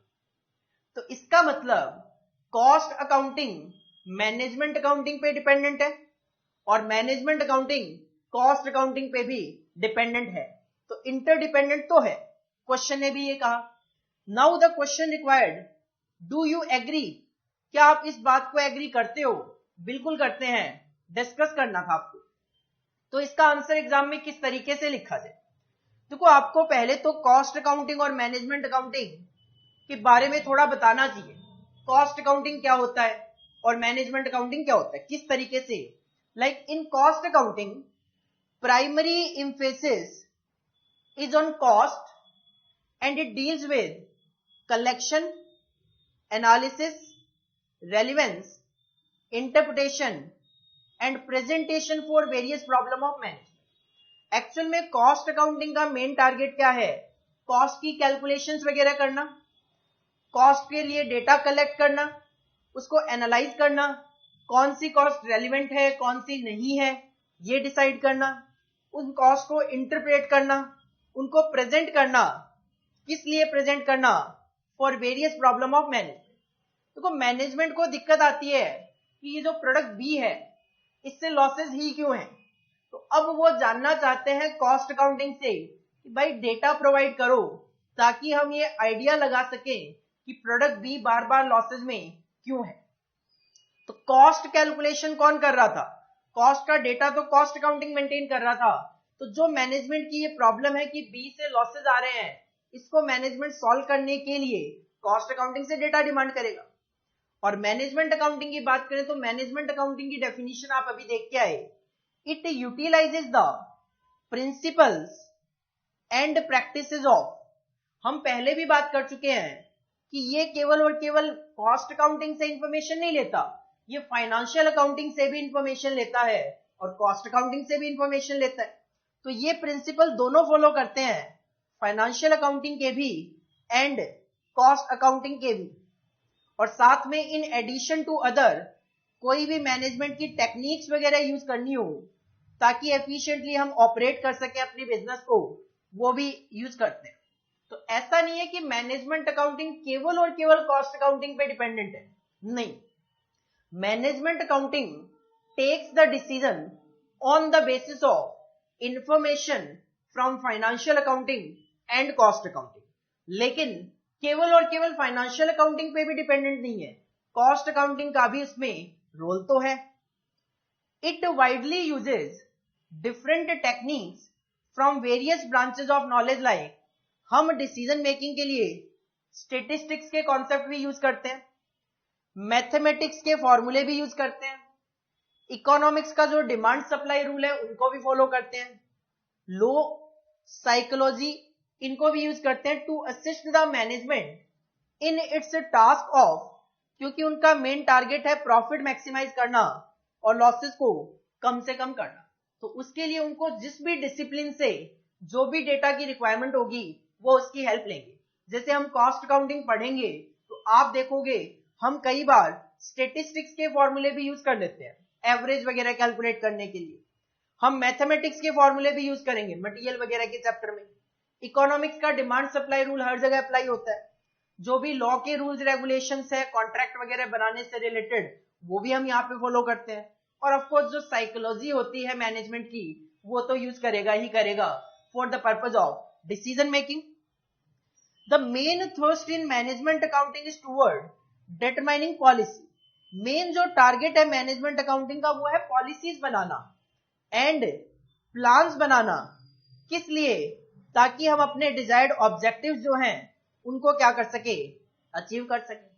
तो कॉस्ट अकाउंटिंग के पास है डेटा, जिस डेटा की कोई रेलेवेंसी नहीं है अगर मैनेजमेंट उसको प्रॉब्लम के लिए यूज ना करे, और मैनेजमेंट को जरूरत है डेटा की जो कि फाइनेंशियल अकाउंटिंग और कॉस्ट अकाउंटिंग से आएगा, कॉस्ट अकाउंटिंग से भी आएगा, कहीं ना कहीं मैनेजमेंट अकाउंटिंग कॉस्ट अकाउंटिंग पे डिपेंडेंट है और कॉस्ट अकाउंटिंग मैनेजमेंट अकाउंटिंग पे भी डिपेंडेंट है। तो from the above discussion it may be concluded that cost accounting and management accounting are interdependent, एक दूसरे से रिलेटेड भी है एंड इनको अलग अलग रखना पॉसिबल नहीं है। तो एग्जाम में अगर इस तरीके का क्वेश्चन दोबारा रिपीट होता है कि कॉस्ट अकाउंटिंग और मैनेजमेंट अकाउंटिंग इंटरडिपेंडेंट है, डिस्कस करो, तो आपने पहले कॉस्ट अकाउंटिंग की स्पेशलिटी बतानी है, फिर मैनेजमेंट अकाउंटिंग की बतानी है, अकॉर्डिंगली बताना है कि हाँ दोनों एक दूसरे से रिलेटेड है, दोनों एक दूसरे से इनसेपरेबल है और दोनों एक दूसरे पे इंटरडिपेंडेंट है। तो ये क्वेश्चन लिख लो, साथ में लिख लो कि दिसंबर 2017 में पूछा गया था। इस क्वेश्चन की वेटेज जो थी वो 5 नंबर की वेटेज थी, 5 मार्क्स इस क्वेश्चन की वेटेज थी, और साथ में इसका जो मैंने आंसर दिया है उसको भी आप कॉपी कर लो ताकि एग्जाम में लिखने में आपको आसानी होगी।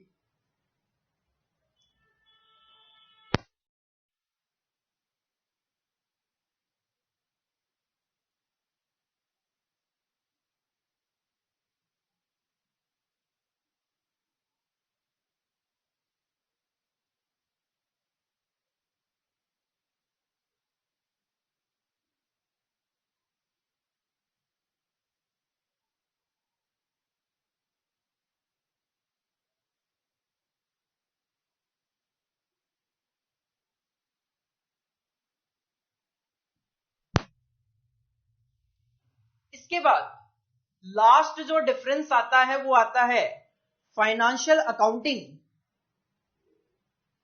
और मैनेजमेंट अकाउंटिंग में क्या डिफरेंस है। काफी कुछ मिलते जुलते से ही डिफरेंस है जो आपने फाइनेंशियल अकाउंटिंग और कॉस्ट अकाउंटिंग में देखे।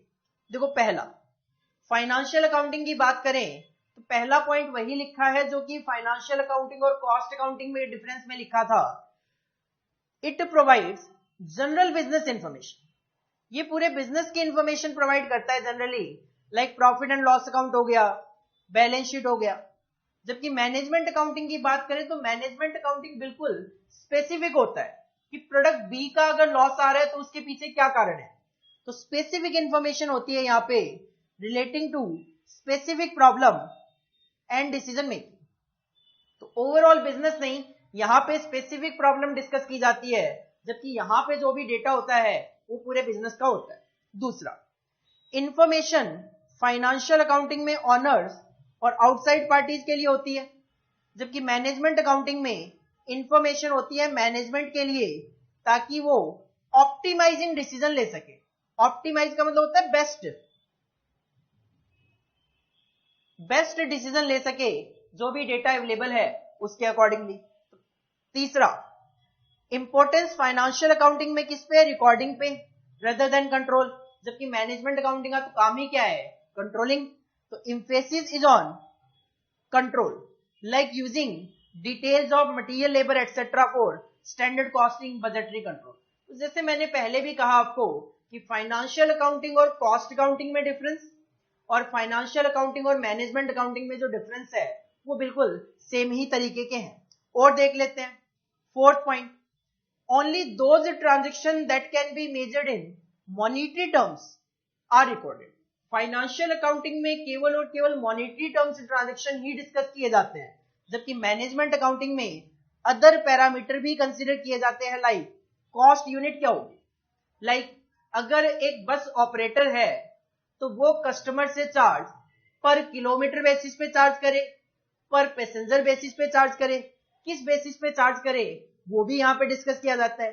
ये जो मैंने पर किलोमीटर बोला, पर पैसेंजर बोला, ये कॉस्ट अकाउंटिंग में बोली जाती है कॉस्ट यूनिट्स, जो कि हमें स्टडी नोट नंबर 1 के सेकंड पार्ट में डिस्कस भी करना है। इसके अलावा अपोर्शनिंग बेसिस आर आल्सो रिकॉर्डेड। जब आप ओवरहेड का चैप्टर देखोगे तो हम डिस्कस करेंगे कि ओवरहेड का मतलब होता है इनडायरेक्ट एक्सपेंसेस। जैसे ये बिल्डिंग है, इस बिल्डिंग का रेंट है से एग्जांपल 50,000 रुपए पर मंथ, और मैंने यहाँ पे 3 डिपार्टमेंट बना रखे हैं, एक रिकॉर्डिंग के लिए डिपार्टमेंट है, एक क्लासरूम है और एक ऑफिस है। तो इस सिचुएशन में इश्यू है कि ये जो 50,000 रुपए का एक्सपेंस आ रहा है वो रिकॉर्डिंग डिपार्टमेंट के लिए कितना आ रहा है, क्योंकि वो मुझे चार्ज करना है रिकॉर्डिंग स्टूडेंट से। जो क्लासरूम है, फेस टू फेस बच्चे पढ़ते हैं, उसका कितना है ताकि मैं उन बच्चों से चार्ज कर सकूं। तो कहीं ना कहीं किस बेसिस पे इनडायरेक्ट खर्चे कस्टमर से चार्ज किए जाए वो बेसिस भी हम यहाँ पे डिस्कस करते हैं, जो कि आपको ओवरहेड के चैप्टर में देखने को मिलेंगे। इसके अलावा एफिशिएंसी ऑफ वर्कर और plant and machinery are not considered. Financial accounting में हम पहले भी देख चुके हैं कि आप एफिशिएंसी कंसीडर नहीं करते, जबकि मैनेजमेंट अकाउंटिंग एफिशिएंसी कंसीडर करता है ताकि वो करेक्टिव एक्शन ले सके। जैसे कि मैंने अगर अपने एम्प्लॉय को कहा 5 घंटे में ये काम करके देना, लेकिन वर्कर ने वो काम 8 घंटे में करके दिया, तो 3 घंटे जो उसने ज्यादा लिए उसके पीछे क्या कारण है और उसको किस तरीके से करेक्ट किया जा सकता है फ्यूचर पीरियड के लिए, वो काम करना, एफिशिएंसी को इंप्रूव करना हमारे मैनेजमेंट अकाउंटिंग में कवर है, जबकि फाइनेंशियल अकाउंटिंग को इस बात से कोई भी मतलब नहीं है। फाइनेंशियल अकाउंटिंग मैंडेटरी है, जबकि मैनेजमेंट अकाउंटिंग प्योरली वॉलंटरी है। कंपनीज एक्ट कहता है फाइनेंशियल अकाउंटिंग मेंटेन करना पड़ेगा, profit and loss account, balance sheet के ये फॉर्मेट होंगे, लेकिन मैनेजमेंट अकाउंटिंग मेंटेन करना पड़ेगा, इनके क्या फॉर्मेट होंगे ऐसा एज सच कहीं भी नहीं लिखा हुआ। तो दीज आर द 6 डिफरेंसेस जो कि फाइनेंशियल अकाउंटिंग और मैनेजमेंट अकाउंटिंग के बनते हैं, जो कि आप देखोगे सिमिलर ही है जो कि फाइनेंशियल अकाउंटिंग और कॉस्ट अकाउंटिंग के हैं। पहला point, financial accounting general business information provide करता है, management accounting specific information provide करता है। फाइनेंशियल अकाउंटिंग की इंफॉर्मेशन होती है ऑनर्स के लिए, मैनेजमेंट अकाउंटिंग की मैनेजमेंट के लिए। फाइनेंशियल अकाउंटिंग रिकॉर्डिंग पे कॉन्सेंट्रेट करता है, मैनेजमेंट अकाउंटिंग कंट्रोल पे कॉन्सेंट्रेट करता है। फाइनेंशियल अकाउंटिंग केवल मॉनिटरी ट्रांजैक्शन रिकॉर्ड करता है, मैनेजमेंट अकाउंटिंग में अदर पैरामीटर्स, कॉस्ट यूनिट क्या होगी, basis of distribution of expense क्या होगा, इन बातों को भी डिस्कस किया जाता है। फाइनेंशियल अकाउंटिंग में एफिशिएंसी ऑफ वर्कर ध्यान में नहीं रखा जाता, मैनेजमेंट अकाउंटिंग में कंसीडर किया जाता है। फाइनेंशियल अकाउंटिंग मैंडेटरी है और मैनेजमेंट अकाउंटिंग प्योरली वॉलंटरी है। और इस पे आपके एग्जाम में क्वेश्चन भी पूछा गया 2 बार, जून 2017 में क्वेश्चन पूछा गया, differentiate between financial accounting and management accounting. 5 number इसकी वेटेज थी, 6 पॉइंट आपके पास, 6 में से 6 पॉइंट लिख दो, 5 भी लिखोगे तो भी चलेगा। और एक बार फिल इन द ब्लैंक्स की बात करें तो ये क्वेश्चन स्टडी मटेरियल का है, आपके क्वेश्चन एग्जाम में नहीं आया था ये। Management accounting is primarily concern with control, cost control, जो कि हमने अभी अभी देखा कि मैनेजमेंट अकाउंटिंग जो है वो प्राइमरली कॉन्सेंट्रेट करता है कंट्रोल पे। पहले भी आया था ये पॉइंट, जबकि फाइनेंशियल अकाउंटिंग का एज सच कोई टारगेट नहीं होता है। तो मैनेजमेंट अकाउंटिंग से प्राइमरी कंसर्न विद कंट्रोल, या कई बार इसको ये भी बोल दिया जाता है मैनेजमेंट, या फिर कई बार डिसीजन मेकिंग भी बोल दिया जाता है। तो management accounting is primarily concern with, उनका काम क्या है, मैनेजमेंट करना, और मैनेजमेंट के लिए वो क्या करते हैं, कंट्रोल करते हैं या फिर डिसीजन मेकिंग लेते हैं। तो तीनों में से कोई भी वर्ड आप इस ब्लैंक पे लिख सकते हो। आपके स्टडी मटेरियल की बात करूं, उसमें उन्होंने मैनेजमेंट वर्ड लिखा है।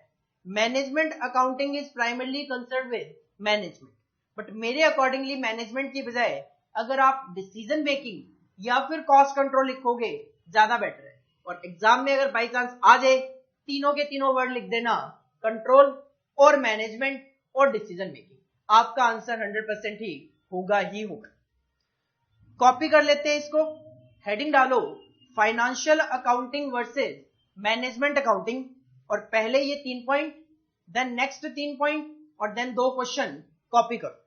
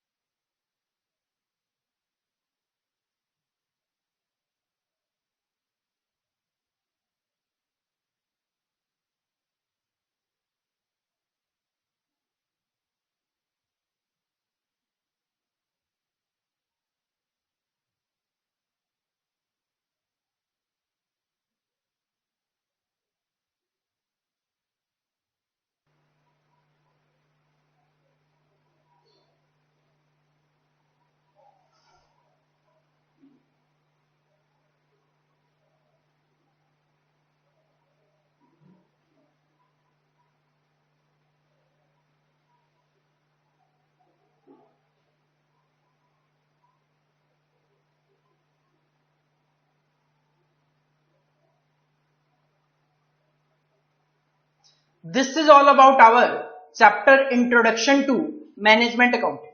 तो इंट्रोडक्शन टू मैनेजमेंट अकाउंटिंग ज्यादा कुछ नहीं है, थ्योरेटिकल एक टॉपिक है, जिसमें सबसे पहले तो हम यही बात करते हैं कि अकाउंटिंग की 3 ब्रांचेस होती है, financial accounting, cost accounting, management accounting. Then हम देखते हैं what is the meaning of management accounting. Then हम डिस्कस करते हैं मैनेजमेंट अकाउंटिंग की सिग्निफिकेंस क्या है, इंपॉर्टेंस क्या है, एडवांटेजेस क्या है, मैनेजमेंट के क्या फंक्शंस हैं, मैनेजमेंट अकाउंटिंग के क्या फंक्शंस हैं, मैनेजमेंट अकाउंटिंग की क्या लिमिटेशंस है, and how the management accounting is different from cost accounting. तो ये कुछ ही टॉपिक्स हैं, और एग्जाम में भी अगर देखा जाए पास्ट एक्सपीरियंस के बेसिस पे तो ज्यादा क्वेश्चन इसमें से नहीं पूछे जाए। तो थ्योरेटिकल पॉइंट ऑफ व्यू से आप आधा घंटा 1 घंटा लगाकर इस टॉपिक को रिवाइज कर सकते हो। Thank you, all the best.